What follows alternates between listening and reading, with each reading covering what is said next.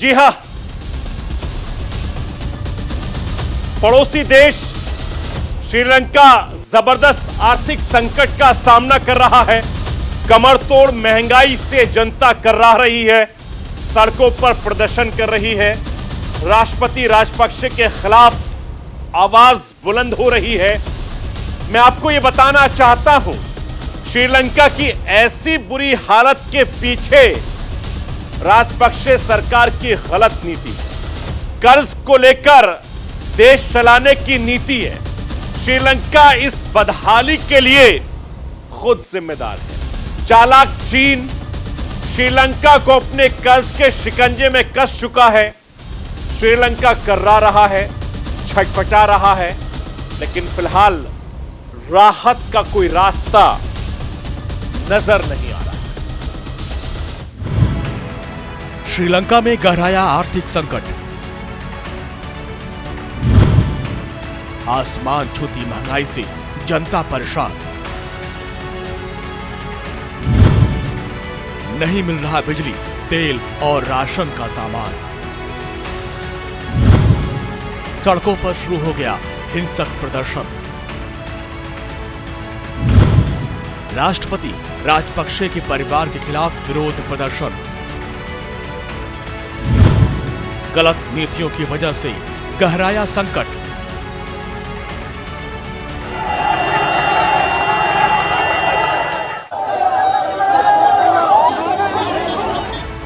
श्रीलंका उबल रहा है। श्रीलंका की सड़कों पर बवाल मचा है। लोगों का गुस्सा सातवें आसमान पर है। सरकार के खिलाफ विरोध प्रदर्शन हिंसक होता जा रहा है। पुलिस को सख्ती से इस गुस्साई भीड़ का मुकाबला करना पड़ रहा है। गैस और रबर बुलेट्स का इस्तेमाल करना पड़ रहा है। बहुत ही मुश्किल से इस बेकाबू भीड़ को काबू में किया जा रहा है।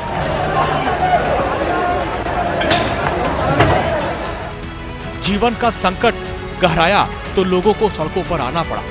सरकार की नीतियों के विरोध में श्रीलंका में आम लोगों को सड़कों पर आना पड़ा। राष्ट्रपति भवन का घेराव करना पड़ा।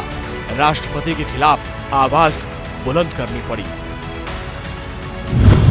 कोलंबो में गुरुवार देर शाम 5000 से अधिक लोगों ने हल्ला बोला। राष्ट्रपति भवन के बाहर इकट्ठा हुए प्रदर्शनकारी राष्ट्रपति से इस्तीफा देने की मांग करने लगे। उनके खिलाफ नारेबाजी की। प्रदर्शन को बेकाबू होता देख पुलिस को बल प्रयोग करना पड़ा। हिंसक प्रदर्शन के कारण कोलंबो में अनिश्चितकालीन कर्फ्यू लगा दिया गया। बताया तो यह जा रहा है कि इस विरोध प्रदर्शन का आह्वान किसी राजनीतिक पार्टी ने नहीं, सोशल मीडिया कार्यकर्ताओं ने किया। शुरुआत में 500 के करीब लोग जुटे, लेकिन जल्द ही 5000 से ज्यादा की भीड़ इकट्ठा हो गई।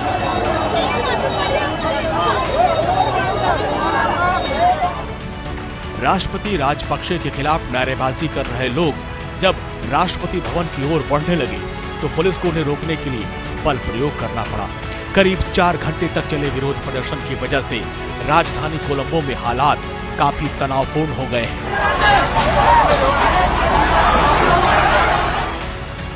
हालात संभालने के लिए Colombo north, Colombo south, Colombo central, Nugegoda police division में कर्फ्यू लगा दिया गया। श्रीलंका के लोग सड़कों पर हैं। इसके पीछे की सबसे बड़ी वजह महंगाई है।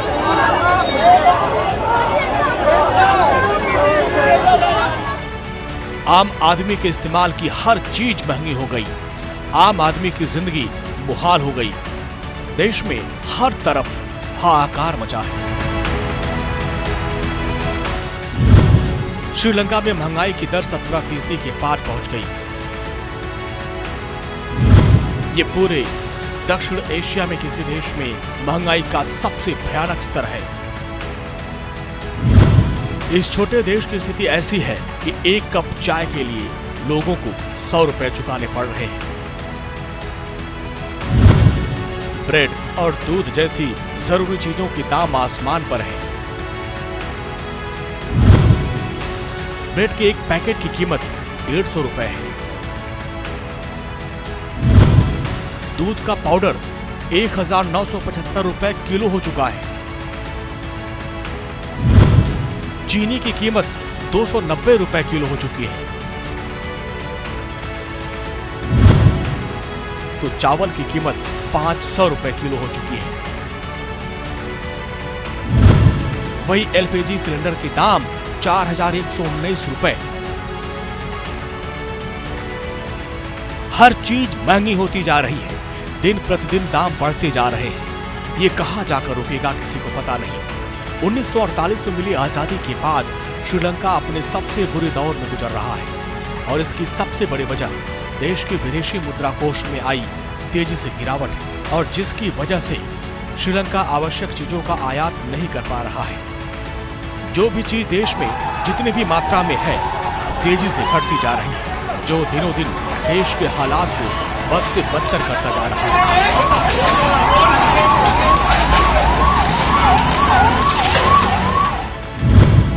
देश में गंभीर ईंधन गैस संकट को जन्म दे रहा है। 31 मार्च को शाम 13 घंटे बिजली कटौती की शुरुआत हो गई।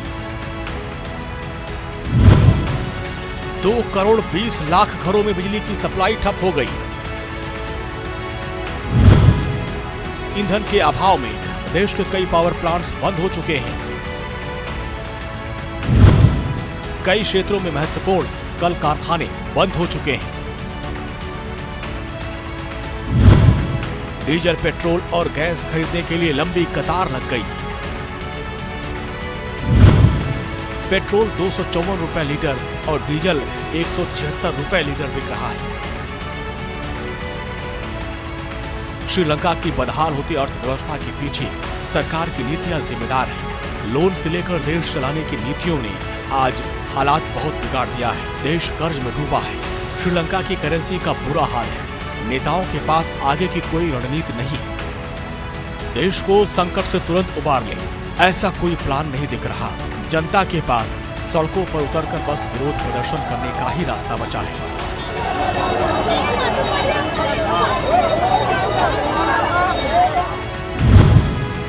इस समय श्रीलंका पर 51 अरब डॉलर का कर्ज है। अकेले चीन का श्रीलंका पर 5 बिलियन डॉलर का कर्ज है। श्रीलंका में $1 की कीमत करीब 318 श्रीलंकाई रुपए के करीब है। श्रीलंका का विदेशी मुद्रा भंडार समाप्त होने की कगार पर है।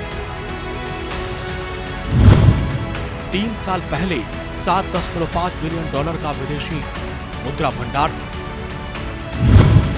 2021 के अंत तक ये घटकर 1.58 बिलियन डॉलर पहुंच गया।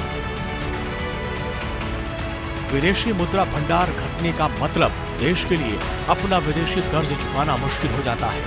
आवश्यक वस्तुओं का आयात करना मुश्किल हो जाता है। श्रीलंका की हालत ऐसी हो चुकी है कि उसके पास विदेशी कर्ज की किस्तें चुकाने लायक भी फॉरेक्स रिजर्व नहीं बचा है। IMF ने हाल ही में कह दिया था कि श्रीलंकाई अर्थव्यवस्था दिवालिया होने के कगार पर है। Bureau report, news India.